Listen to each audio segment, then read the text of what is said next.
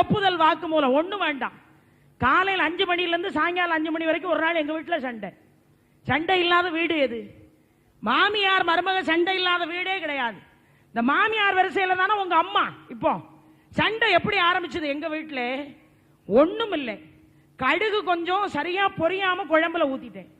இதனால என்ன உயிரா போகுது? எங்க மாமியார் உடனே, உனக்கு வர வர ரொம்ப கொழுப்பு அதிகமாயிட்டு, இந்த உருவத்தை பார்த்து அப்படி சொன்னா சண்டை பெருகும்.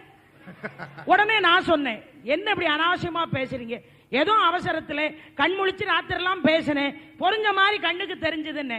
பேச்ச நிறுத்து, என் மகன் வீட்டுக்கு வரட்டும், ஒன்னு இந்த வீட்டுல நான் இருக்கணும் இல்லாட்டா நீ இருக்கணும். நான் உடனே பார்த்தேன், சும்மா இருப்பேனா?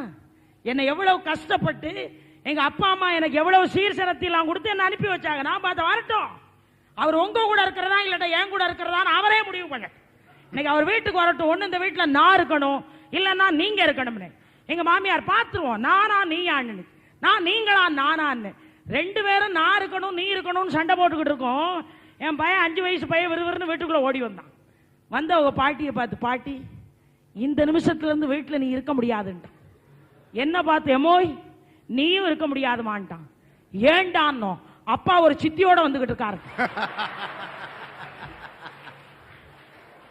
நடுவர் அவர்களே, கணவன் மனைவிக்கிடையில உள்ள சண்டை கொஞ்ச நேரத்தில் மழைக்கால புற்றீசல் போல மறைஞ்சு போகும். ஆனா அந்த சண்டைக்குள்ளே தாய் வந்து தலையிட்டான்னு சொன்னா இந்த பக்கம் பேசவே முடியாத சூழ்நிலை ஆடவனுக்கு உருவாகி வேற துன்பம் குடும்பத்துக்குள்ள வந்துருதே. எந்த வகையிலையா நீங்க கொண்டு வந்து இன்பத்தை அப்படியே வாரி வாரி வழங்குறீங்கன்னு கேட்டேன்.